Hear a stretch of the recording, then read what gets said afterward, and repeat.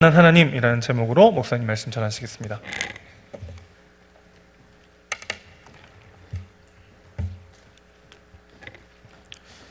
여러분, 명품 바이올린 한 대 가격이 어느 정도 할 것 같습니까? 2006년에 크리스티 경매에 나온 스트라바리우스라고 하는 바이올린 한 대가 354만 달러였습니다. 우리 돈으로 한 41억에서 42억 정도 되는 그 정도 가격입니다. 2008년에는 소더비 경매에서 과르네리 델 제수라고 하는 아주 명품 바이올린이 팔렸는데 390만 달러, 우리 돈으로 약 46억 달러에 팔렸다고 합니다. 비전문가들은 그냥 연습용 바이올린이나 46억짜리나 거의 비슷하게 들립니다. 그런데 진짜 이 음악을 아는 사람은 그 깊은 울림, 그 바이올린 나무에서 울려 나오는 그 깊은 소리를 들을 줄 아는 거죠. 그래서 몇십억을 주고도 그 바이올린을 사려고 합니다. 여러분, 그 바이올린을 만드는 나무가 어떤 나무인지 아십니까? 아주 깊은 산 속에서 자라는 전나무입니다. 전나무. 근데 이 전나무가 이렇게 평소에는 그냥 잘 자라고 있다가 환경이 안 좋아가지고 이제 막 나무가 죽을 그런 형편이 되면 갑자기 이때까지 피웠던 꽃과는 달리 거의 한 100배에 달하는 엄청난 꽃을 피우고 장렬하게 죽는다고 해요. 그래서 식물학자들은 아마 이 꽃을 피우고 거기에서 많은 씨앗을 만들어 가지고 정말 자기 그 후손을 확 번식시키고 이제 죽는 거죠. 그런데 이렇게 엄청난 그 불안 속에서 피워내는 아름다운 꽃을 앙스트 블리테라고 이 독일어로 부르는데요. 불안의 꽃, 좀 더 의역하자면 불안을 극복하고 피워낸 너무나 아름답고 화려한 꽃이라고 부르는 거죠. 이렇게 꽃을 피우고 죽은 그 나무로 만든 악기가 이 수십억짜리 명품 악기가 된다고 합니다. 신앙인들에게도 이 앙스트 블리테, 이 불안을 극복하고 피워낸 아름다운 꽃, 이런 스토리들이 많이 있습니다. 성경에도 그런 사람들의 이야기가 많이 나오죠. 가장 힘들 때, 가장 절망적일 때, 소망이라고는 1도 안 보일 때, 놀랍게도 그때 오히려 가장 아름답고 영광스러운 꽃을 피워낸다는 것이죠. 여러분 잘 아시는 야곱을 한번 보십시오. 창세기 32장에 보면 그가 야복강 가에서 잠 못 이루는 밤을 맞고 있습니다. 겉으로 볼 때 그는 많은 재물을 모으고 많은 가족들과 함께 금이 환영하고 있었지만 실제로는 그 안에 말할 수 없는 두려움, 자기를 죽이려는 형에 대한 소문을 듣고 이제 나는 끝장날지 모른다고 하는 그 절망적인 두려움 속에서 잠을 자지 못하고 있습니다. 그러다가 하나님의 천사를 맞아 그가 죽기 살기로 매달립니다. 당신이 나를 축복하지 않으면 절대 놓지 않겠습니다. 그의 환도뼈가 위골되는 엄청난 아픔을 겪으면서도 끝까지 매달렸던 그날 밤, 그는 야곱이란 이름 대신에 이스라엘, 하나님과 겨루 이겼다고 하는 영광스러운 이름을 얻게 됩니다. 그 다음날 아침, 찬란한 아침 해가 떠오르는 그 현장에서 다리를 쩔뚝거리면서 형이 달려온다는 걸 알면서도 그쪽을 향하여 뚜벅뚜벅 걸어가고 있는 그 이스라엘은 어젯밤에 그 야곱과는 완전히 다른, 그야말로 신앙의 놀라운 꽃, 너무나 절망적인 상황 속에서도 아름다운 꽃을 피워냈던 바로 그런 모습으로 걸어갔던 것이죠. 오늘 우리가 읽은 이 시편 54편 표제라는 것은 그 54 숫자 옆에 보면 조그마한 글자가 있죠. 거기를 한번 보십시오. 이 시의 배경이 어떤 건지를 지금 소개하고 있는데 이렇게 되어 있습니다. 다윗의 맞서길, 인도자를 따라 현악에 맞춘 노래, 10사람이 사울에게 이르러 말하기를, 뭐라고 말했습니까? 한번 같이 읽어볼까요? 다윗이 우리가 있는 곳에 숨지 아니하였나이까 하던 때에, 이렇게 되어 있습니다. 10광야로 다윗이 피했는데 그 동네 사람이 다윗이 이곳으로 피했습니다 라고 사울에게 일러 바쳤던 바로 그때에 쓴 시라는 것이죠.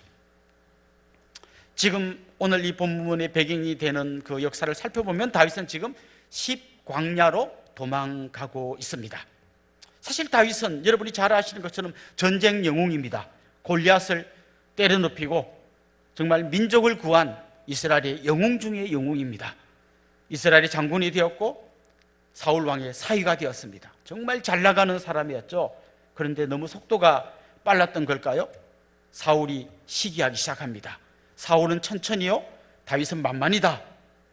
사람이요, 이렇게 누구랑 비교하면 갑자기 막 마음이 불안해지는 거죠. 사울은 천천히인데 다윗은 만만이다. 이런 여인들의 노래소리를 들으면서 사울이 불안해집니다. 저 다윗이 결국 나를 죽이고 지가 왕 되겠구나. 그 불안함 때문에 그는 정말 거의 미친 사람처럼 다윗을 죽이려고 합니다. 왕과 같은 식탁에 앉아서 식사를 하는 최측근 중에 측근이었던 다윗이 이제는 왕의 눈밖에 나서 이제 목숨을 구하기 위해서 도망가다가 십이라고 하는 광야에까지 이르게 된 거죠. 광야 하면 여러분 어떤 이미지가 떠오르십니까? 저는 이렇게 한 문장으로 이야기해 보고 싶어요. 결핍 지수가 100인 곳.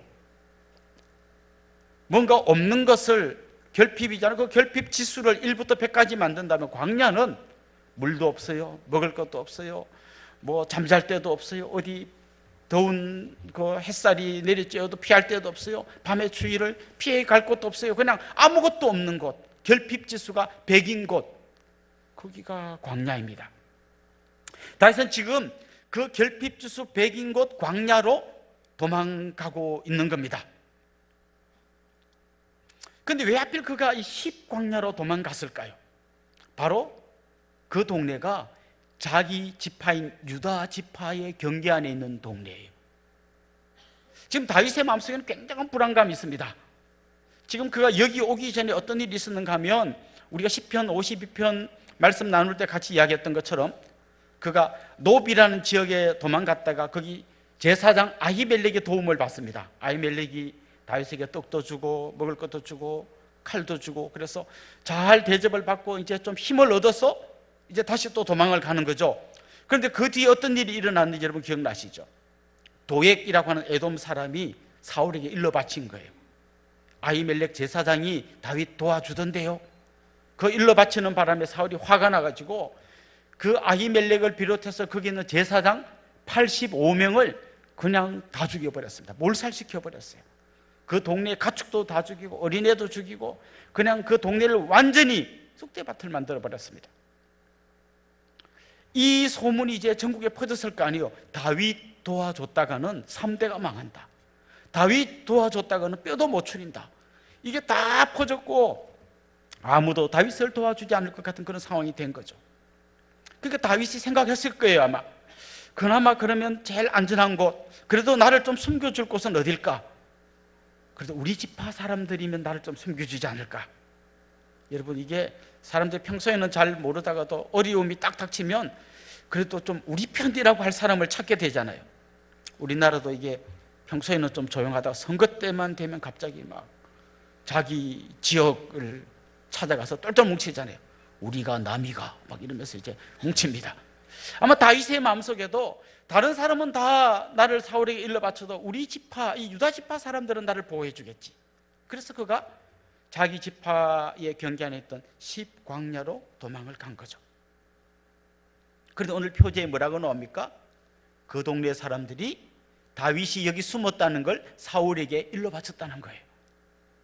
그러니까 지금 다윗은 결핍지수 100, 아무것도 없는 광야에 들어와서 마실 것 물도 없고 먹을 음식도 없고 어디 햇볕과 추위를 피할 곳도 없고 잠잘 데도 없고 아무것도 없는 그 광야 자체가 주는 엄청난 고난이 있음에도 불구하고 그래도 그리로 갔는데 그 정도의 고난이 아니라 정말 그래도 좀 등이라도 기대고 싶었던 자기 지파, 유다 지파 사람들에게까지 배신을 당하는, 물리적으로도 광야였지만 마음도 완전히 광야 속으로 들어가게 된 거죠.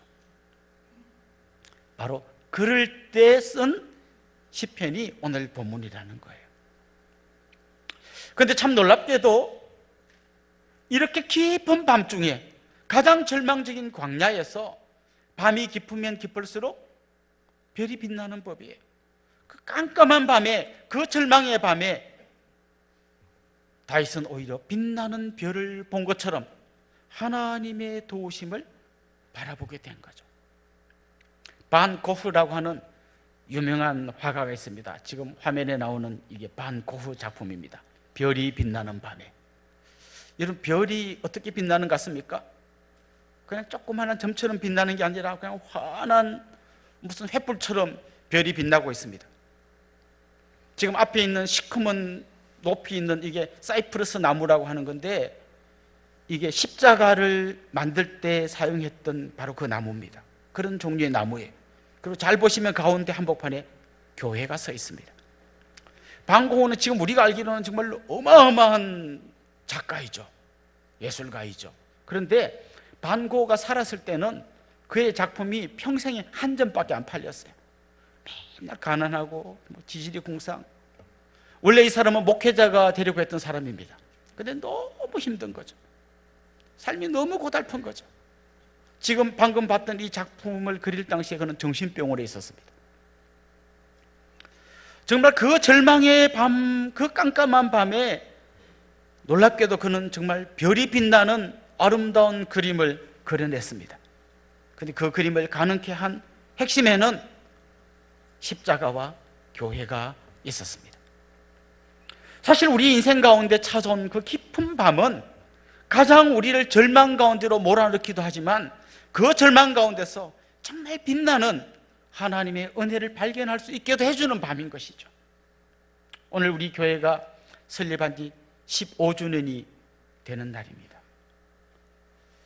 여러분, 15년 전에 우리 교회는 이 예배당 없었습니다. 저 앞에 그레이스홀도 없었습니다. 저 성진홍원 과수원에 들어가서 그야말로 아무것도 없는 거죠. 아무것도 없는 거기서 정말 바라볼 때라고는 하나님 한 분밖에 없는 바로 그 어둡지만 가장 아름다운 밤을 경험했습니다. 그래서 그때는 힘들고 막 정말 고생스러웠다는 기억보다 너무너무 행복했고 너무너무 아름다운, 정말 인간이 상상할 수 없는, 하나님이 안 계시면 절대 일어나지 않을 일이 매일 막 일어나는 그런 날이었던 거죠. 그래서 때로는 우리 인생 가운데 이 광야가 찾아올 때, 더 이상 소망이 없는, 물 한 모금도 없는, 정말 돌아봐도 나를 도와줄 사람이라고는 단 한 명도 없는 그 절망의 땅에 이르렀을 때, 단지 그냥 내 환경을 돌아보고 절망하고 좌절하고 포기할 것이 아니라 하늘을 쳐다보면 이때까지 잘 보이지 않던 그 하나님의 놀라운 손길이 보기 시작하는 거죠. 그래서 가장 절망적인 광야는 뒤집어 보면 가장 은혜스러운 땅으로 바뀔 수 있다는 것입니다.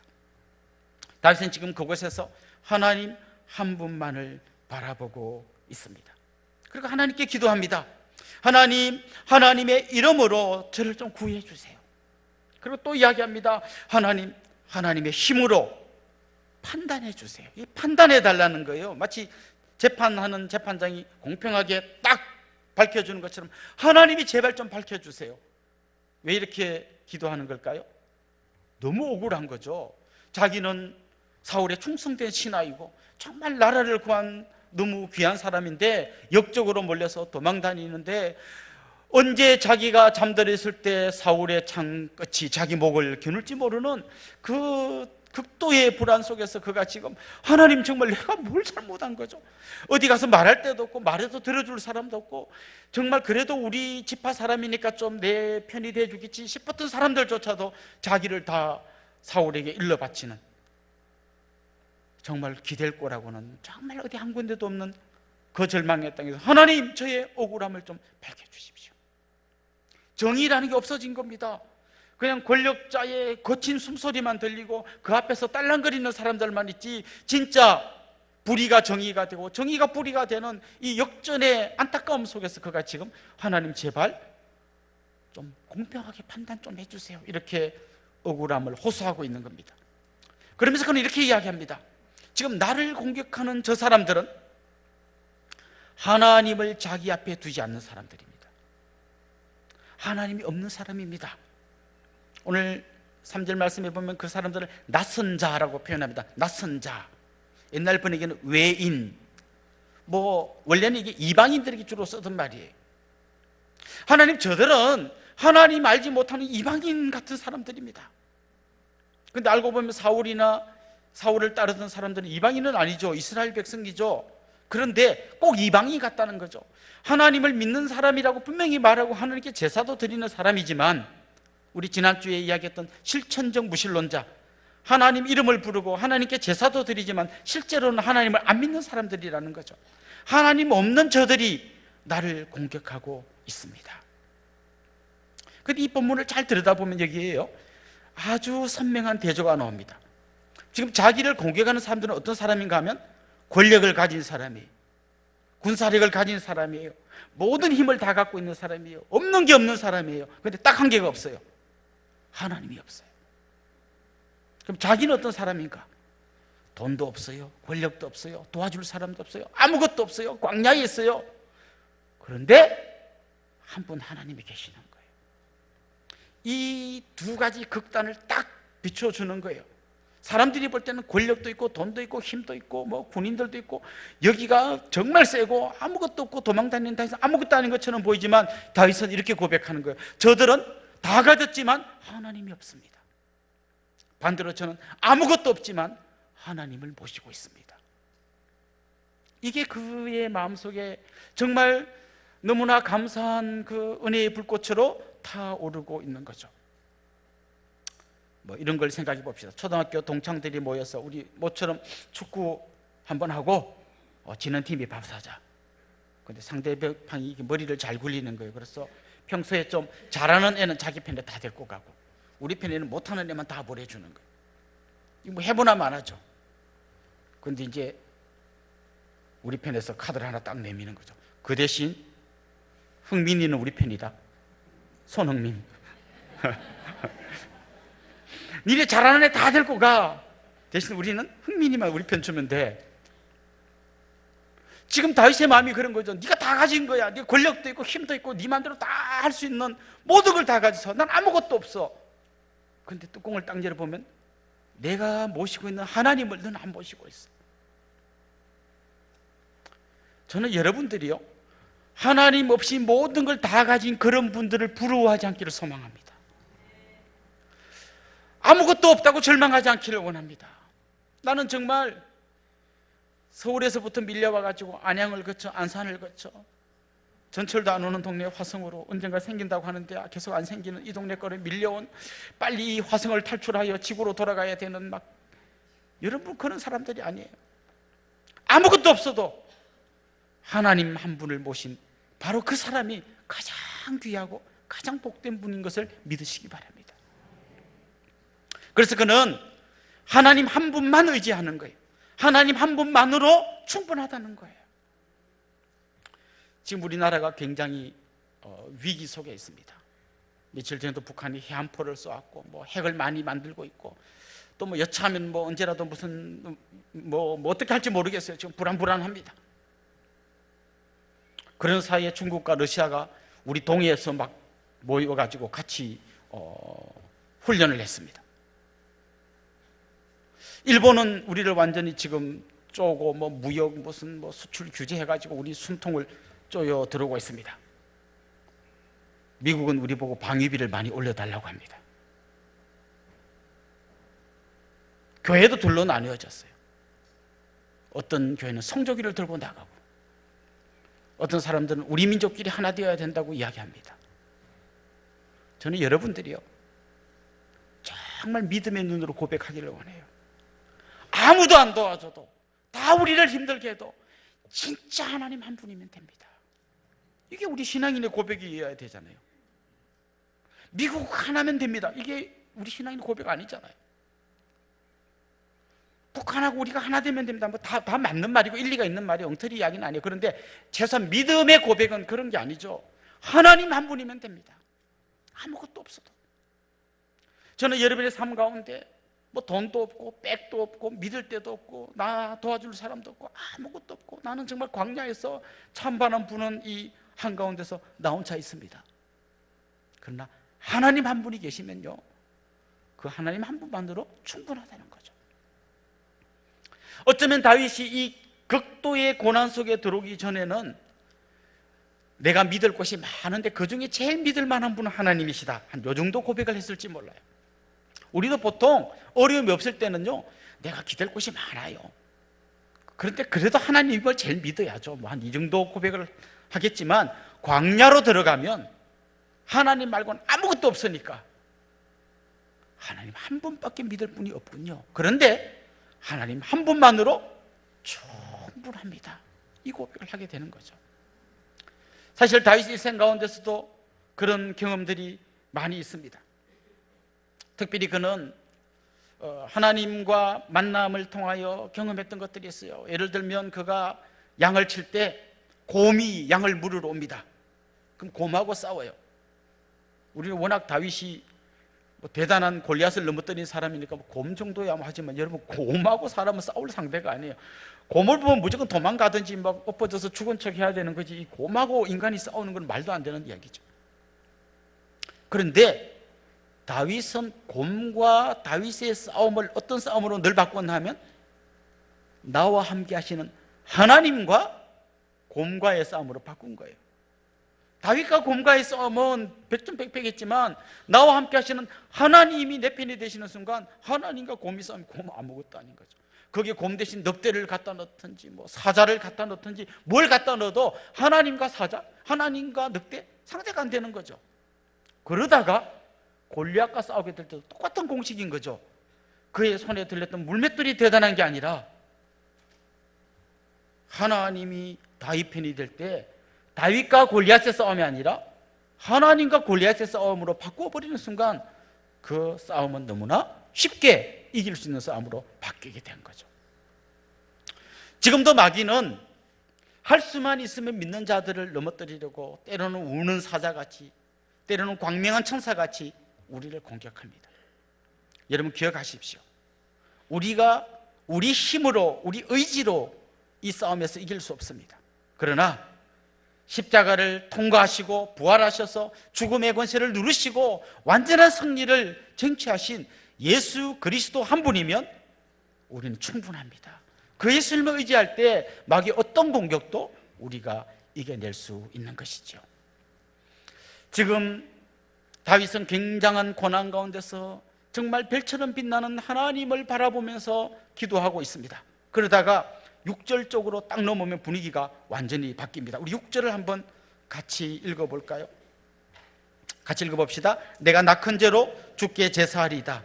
여호와여 주의 이름에 감사하오리니 주의 이름이 선하심이니이다. 여기 보면 낙한 죄라는 말이 나와요. 낙한 죄는 뭔가 하면 자기 기도 제목이 응답되었을 때 하나님 앞에 감사의 제사를 드리는 게 낙한 죄예요. 기쁨으로 즐거움으로 드리는 제사이죠. 그런데 지금 다윗은 응답되지 않았어요. 여전히 그는 광야 가운데 있어요. 지금 자기가 숨어 있다는 게 사울에게 알려져서 사울이 추격하고 있어요. 근데 그 가운데서 그가 기도하다가 뭐라고 고백합니까? 내가 하나님 앞에 낙한 죄를 드리겠습니다. 감사의 제사를 드리겠습니다. 아직 그의 상황은 달라진 게 아무것도 없지만 그는 이미 응답을 확신하고 있어요. 왜냐하면 5절에 보면 이런 표현이 나옵니다. 하나님의 성실함이라는 표현이 나와요. 주께서는 내 원수에게 악으로 갚으시리니 주의 성실하심으로 그들을 멸하소서. 성실하심이 뭡니까?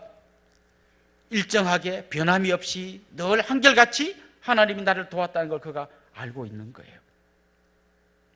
이 엄마들, 특별히 여기 우리 젊은 엄마들도 있는데요, 엄마들이 아이를 키울 때 굉장히 중요한 덕목 중에 하나가 성실함이에요. 한결같음이에요. 울면 먹을 걸 주고 또 뭐 눈 맞추고 하면 웃어주고 같이 해주고 한결같으면 아이가 안정감을 느껴요. 아, 이 세상은 믿을 만한 세상이구나. 우리 엄마는 믿을 만한 분이구나. 이런 확신을 가져요. 그런데 엄마가 막 자기 피곤하면 애가 우는데도 아이 몰라 자 하고 막 난 자고, 그러다가 또 좀 자기 좋으면 막 먹을 걸 막 주고, 자기 기분 좋을 때는 기저귀 잘 갈아줬다가 막 자기 화나면 왜 또 쌌어 하고 막 뭐라 하고, 막 엄마가 막 이렇게 너를 띄면 애가 불안해요. 이 불안한 애들은요 이제 한 3살쯤 돼가지고 엄마 지금 쓰레기 비우고 올게 조금만 있으면 막 다리를 잡고 막 뒤집어집니다. 막 이제 이 엄마가 믿을 수 없어 이렇게 두고 도망갈지도 몰라 막 이런 불안함이 있는 거죠. 근데 늘 성실하게 일정하게 아이를 잘 케어한 분은 아이가 엄마에게 신뢰가 있어요. 엄마 금방 갔다 올게 하면 아무 말도 안 해. 왜냐하면 엄마는 분명히 금방 갔다 올 거니까. 여러분에게 하나님 어떤 분이세요? 하나님은 다윗이 고백한 것처럼 성실하신 분이에요. 하나님 기분 따라 왔다 갔다 하는 분이 아니라 한결같이 변함없이 늘 일정하게 우리와 함께 하시는 분이에요. 문제는 하나님이 성실하지 않은 게 아니라 내가 성실하신 하나님을 경험하지 못한 거예요. 날마다 아침마다 나를 붙들어 주시고 지난밤을 지켜주시고 또 새로운 하루를 주신 하나님 감사합니다. 내가 하나님의 그 성실하심을 경험해 오다가 광야에 들어간 사람은 광야 속에서도 믿고 있는 거예요. 성실하신 하나님께서 나를 도와주실 거야. 보나마나 이 기도는 응답된 기도야. 그래서 그는 그 상황 속에서도 큰 죄, 감사의 제사를 하나님 앞에 드리겠다고 고백하는 거죠. 근데 평소에 그 성실하신 하나님을 깊이 체험하지 못했던 사람은 진짜 위기의 순간을 딱 만나면요, 어느 책 제목에 이런 제목이 있더라고요. 아, 내 안에 하나님이 없구나. 정말 위기를 만나보면 아는 거예요. 내가 진짜 하나님과 그런 깊은 성실하신 하나님과의 깊은 교제가 없었구나. 그걸 깨닫게 되는 것이죠. 그러나 날마다 아침마다 새롭고 늘 새로운 그 하나님의 은혜를 경험한 사람, 정말 자기의 이름을 걸고 나를 지켜주시는 그 하나님, 자기의 생명을 걸고 생명을 바쳐 나를 구원해 주신 그 예수 그리스도의 그 은혜에 대한 확신이 있는 사람은 지금 아무리 절망적인 상황이 있어도 하나님이 이번에도 나를 건져주실 거야. 감사의 기도를 올려드릴 수 있는 것이죠. 사랑하는 성도 여러분, 여러분이 하나님 어떤 분이십니까? 여러분이 하나님은 여러분이 잘 될 때 그때 여러분과 함께 하실 뿐만 아니라 가장 절망적인 순간에 여러분이 광야에 있을 때에도 여러분의 손을 붙드시고 여러분과 함께 하시고 여러분과 동행하시는 분임을 기억하시기 바랍니다. 혹시 절망 가운데 계신 분이 있습니까? 광야에 서 있는 분이 계십니까? 앙스트 블리테, 가장 절망적인 순간에 아름다운 꽃을 피워내고 그 나무로 만든 악기가 가장 아름다운 소리를 내는 것처럼 그 절망의 땅에서, 그 광야에서 가장 아름다운 찬송을 올려드리는 그런 믿음의 사람들이 될 수 있기를 주님의 이름으로 축원합니다. 기도드리겠습니다. 살아계신 우리 하나님 아버지, 오늘 이 아침에도 우리에게 베풀어 주시는 말할 수 없는 하나님의 은혜에 감사와 찬송을 올려드립니다. 성실하심으로 변함없이 자기 이름을 걸고 자기 생명을 바치며 우리를 사랑해 주시고 구원해 주신 그 은혜의 주님을 기억하면서 오늘 우리가 광야에 서 있을지라도 기쁨의 찬송을 올려드릴 수 있도록 은혜를 부어 주시옵소서. 감사하고 예수님 이름으로 기도드리옵나이다. 아멘.